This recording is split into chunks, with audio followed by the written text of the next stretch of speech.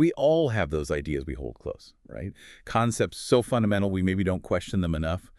But what if really challenging them rigorously is the best way to truly understand them, or even strengthen them? That's exactly what we're aiming for here. We genuinely believe some books must be challenged.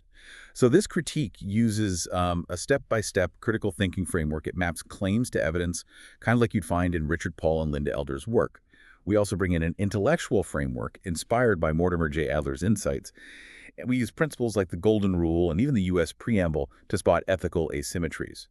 Then we wrap up with a logical analysis for, hopefully, a balanced conclusion. And today, we're really getting into a book that embodies that spirit.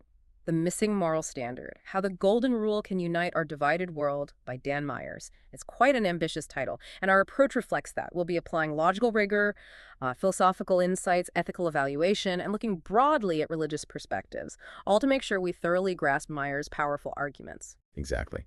And for you listening, you are experiencing a unique two-host AI conversation. This is powered by Google's Notebook LM, designed for a deeper, more dynamic book critique. I'm honestly quite excited to explore this. It tackles such a core ethical topic. The Golden Rule. It feels so universal. Myers' exploration of these ideals promises to be, well, fascinating and really relevant today. It really does. Myers' main argument is compelling. He puts forward the Golden Rule's universality, its fundamental importance as the moral standard, across cultures, across religions. And he builds this case carefully. He starts with archaeological, historical evidence, finds parallel moral development in places like ancient Mesopotamia, classical Greece, very diverse societies. He backs this up with, strong quotes, textual evidence from major world religions, showing how the Golden Rule, maybe in different words, has been a cornerstone of ethics for millennia. He lays a remarkably solid foundation there.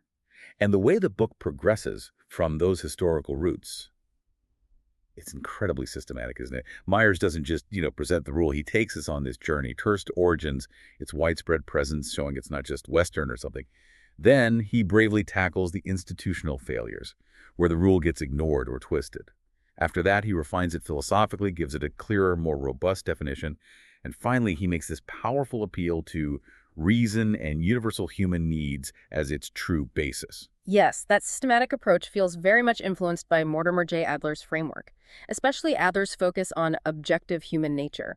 Myers really prioritizes the objective needs of human beings. That's the foundation for any sound moral standard, he argues. And this is where he makes that really crucial distinction. It elevates the whole argument. Ah, yes, the needs versus wants distinction. That seems absolutely central if you want to stop the Golden Rule becoming just subjective, a free-for-all. So what exactly does Myers mean by needs here, and how is that different from wants?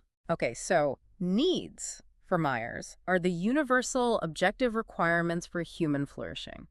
Non-negotiable things, essential for anyone to live a dignified, fulfilling life. Doesn't matter about cultural background, personal desires, when they lived. Think basic stuff. Food, clean water, physical safety, belonging, education, respect for inherent dignity. These aren't optional extras. Wants, though, are the subjective preferences. Culturally shaped desires, they vary hugely between people and societies, like shelter is a need. A mansion with a 5-car garage, that's a want. That's a really vital clarification, because otherwise you could easily get someone saying, well, I want everyone to cater to my every whim, so by the Golden Rule you should. Yeah. How does making this needs-wants distinction actually prevent that kind of self-serving misuse? It's absolutely key to the book's logical rigor. It stops that misuse. Myers is clear. The Golden Rule applies specifically to needs, not wants. If you wouldn't want someone denying you basic food, then you shouldn't deny it to others. Simple enough, but it doesn't mean if you want a private jet, you're obligated to buy jets for everyone. That would be absurd. So this clear intellectual separation, this epistemic separation, you could call it, grounds the rule in objective reality, not just individual whims. Myers points to ancient sources, like the negative version, do not do unto others, and also modern philosophy. He shows how this separation helps apply the rule universally, justly. It avoids the trap of pure subjectivity or even someone imposing their desires on others. Okay, let's unpack that a bit more. Once he establishes its objective basis in needs, Myers then says that reason, not tradition, not revelation, should be the final judge for public morality. That feels quite enlightenment, doesn't it? And really relevant for our modern pluralistic world. It's a bold claim, especially when faith guides so many. It is bold, definitely, and deeply resonant today with so many different belief systems interacting. Myers basically takes the stance that while traditions, revelations, they can be incredibly rich sources of moral inspiration for individuals, absolutely, but for establishing a public morality, one that can unite diverse people, reason has to be the final arbiter. He aligns with that tradition, valuing rational discourse above all for finding common ethical ground. His argument is that relying on one specific tradition or revelation inevitably excludes those who don't share that belief, whereas appealing to universal human reason applied to universal human needs that offers the only truly inclusive way forward. That makes a lot of sense if the goal really is universal unity. Okay, so after setting up this logical foundation for the Golden Rule, he turns a critical eye to how it's actually been lived, or maybe sometimes how it's been portrayed across major world religions. He does this systematic ethical audit: Judaism, Christianity, Catholic and Protestant, Islam, Eastern traditions like Hinduism, Buddhism, Sikhism, Jainism, Taoism. That's extensive. What does the book find in this evaluation? And I mean, how does he handle such a potentially sensitive area? What's really impressive here is Meyer's balanced yet incisive approach. He starts by genuinely praising each tradition's ethical ideals. He highlights their huge contributions: justice, compassion, equality, nonviolence. He acknowledges the wisdom in their scriptures and teachings, but importantly, he doesn't shy away from confronting what he terms the paradox of institutional betrayal. He carefully shows how, throughout history, these very religions have often acted in ways that contradict their deepest principles. That sounds like a really powerful critique. Can you give some more concrete examples of this institutional betrayal he talks about? Sure. Myers points to things like historical abuses of power, the violence of the Spanish Inquisition, for example, clashing directly with Christian teachings of peace, or instances where dominant religious institutions excluded or persecuted minority groups. He talks about the accumulation of massive wealth by some religious bodies, often while preaching poverty or simplicity, or getting entangled with political power leading to conflict, oppression. He shows how doctrinal rigidities sometimes led to conflict within faiths or held back social progress. It really forces you to ask, is this a flaw in institutions themselves or a betrayal of the ideals they claim to stand for? Right. But he's not just focusing on the negatives then. He gives credit where it's due, too. Absolutely. The critique is explicitly balanced.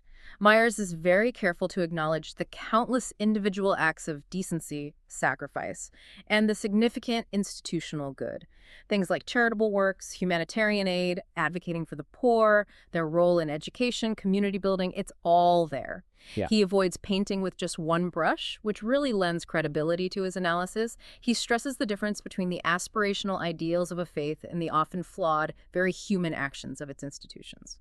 Okay. So after this really sweeping ethical audit, how does the Golden Rule itself come out of it all regarding these religious perspectives? Is it just one principle among many, or does he see it as something more central? What's compelling is how the Golden Rule emerges as the single most consistent ethical principle across all these traditions.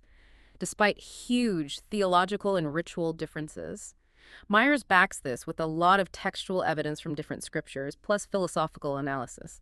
It shows this remarkable common thread. And he views the institutional failures not really as condemnations of the belief systems per se, but more as crucial insights into the universal dangers of any institutional power, whatever ideology it promotes. It's a powerful point. Corruption, hypocrisy, these can affect any human organization, even those built on the highest ideals. And there's this point I found particularly interesting. Myers highlights a tension within these faiths. On one side, you have these exclusive claims, doctrinal rigidity, maybe a strong missionary drive. But then, almost paradoxically, the same faiths often have these radically inclusive teachings: compassion, universal dignity, loving your neighbor. He suggests that tension drives both the historical failures and the ongoing chances for reform. That's exactly right. It points to this constant internal struggle within belief systems trying to live up to their highest ideals, a kind of battle between the urge for distinct identity and the call for universal connection. Myers argues this internal dynamic is crucial for understanding both where religions have gone wrong and where they hold potential for profound good. As we continue navigating these complex ideas, just a reminder that our aim here is always to inspire reflection and rational thought. For more in-depth content like this book analysis, summaries, critiques, and other discussions, you can always visit Mindful Moments. That's our YouTube channel. Okay, let's bring this discussion right into the present day. Myers explores contemporary relevance and specifically focuses on AI ethics, a huge topic. I mean, if you're like me, you've probably wondered about the ethical rules for AI. Myers asks a critical question. Can our often fragmented moral landscapes really guide a technology that might soon outpace our control? Why does he think our current approach might be insufficient? Well, Myers argues that if our current ethical frameworks, which, as he's shown, are often inconsistent, culturally relative, rooted in historical contradictions, if that's what we use to guide AI, then AI itself will end up with a fragmented, potentially dangerous moral compass. Think about algorithmic bias, for instance. The biases already present in historical data or in the human designers just get scaled up by AI. This can perpetuate injustices based on subjective wants, like profit or efficiency for some rather than objective needs for all. Our divided moral landscape, he suggests, risks creating AI that reflects humanity's worst divisions, not its best aspirations. So he's not just raising an alarm bell, he's pushing for a very specific kind of standard to tackle these ethical problems. How would his needs-focused golden rule apply to AI? Exactly.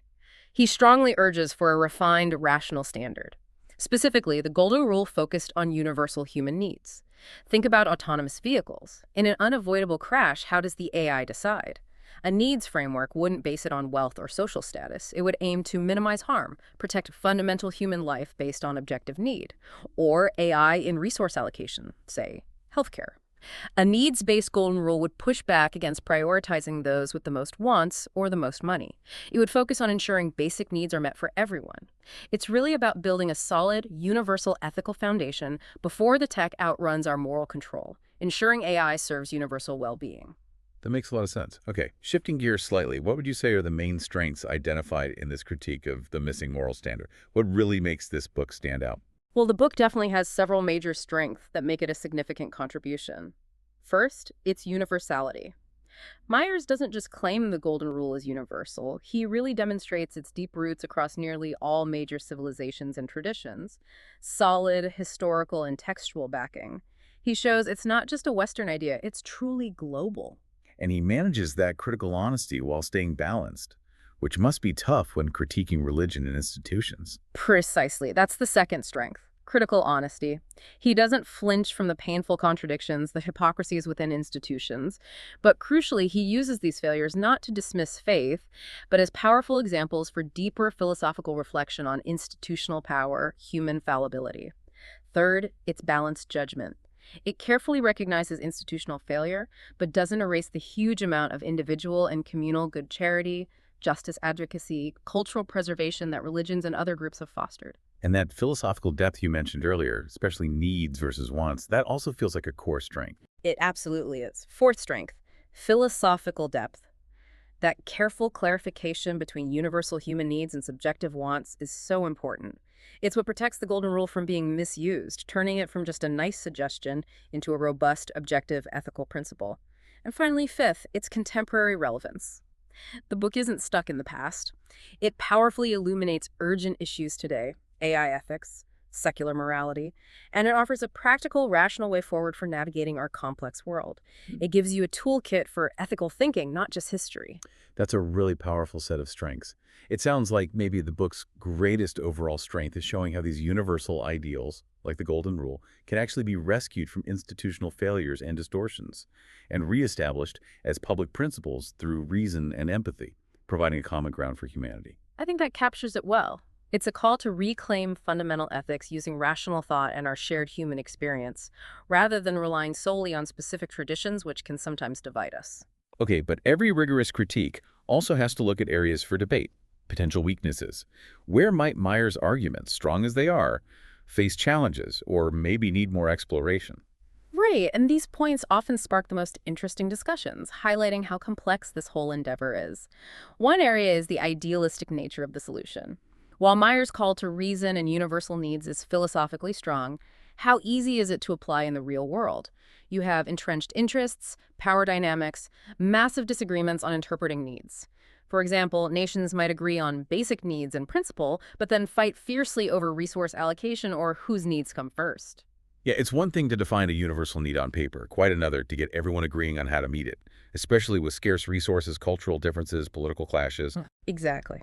Another area for discussion is power analysis. Myers' critique of institutions is insightful, but the critique suggests the book could maybe engage more deeply with the structural forces driving institutional behavior beyond just moral failure. Looking more at legal systems, economic incentives, pervasive social pressures, these often exert huge influence, sometimes overriding good intentions. It raises that question. How much can moral appeals achieve against deeply embedded power structures? And what about the philosophical grounding itself? He makes a strong case for reason, but for many people, revelation and tradition are just indispensable. That leads to the third point, philosophical reach. Myers explicitly rejects needing revelation or tradition as the foundation for public morality. This could definitely be debated by thinkers who see those sources as irreplaceable for meaning, identity, or moral guidance for large parts of humanity. For many, religious traditions offer not just rules, but a whole worldview, a sense of purpose, a community for living morally, things that pure reason might not fully replicate. They might argue that cutting ethics off from these deeper sources could weaken its resonance for many people. So summing it all up then, the missing moral standard sounds like a really thoughtful, rigorous, and importantly, balanced critique. It looks at both religion and modernity's struggles with universal ethics. It really is. And it proposes a powerful standard for morality, one that aims to be inclusive, logical, and feels urgently needed in our age of rapid tech change and global connection. It's definitely a significant contribution to the ethical debate, a timely call for reflection and maybe even reform, pushing us to think about how we build a truly shared moral future. So, considering that distinction Myers makes between universal human needs and subjective wants, how might we practically apply that framework? Thinking about the ethical dilemmas we face in our own lives today, whether that's in our communities, our workplaces, or even just how we engage with new technologies, how does focusing on those fundamental needs maybe shift our perspective? This critique was built upon a systematic and precise framework designed to rigorously evaluate complex texts. See the many genre-based book critiques and discussions at Mindful Moments. Subscribe and nourish your mind on the go.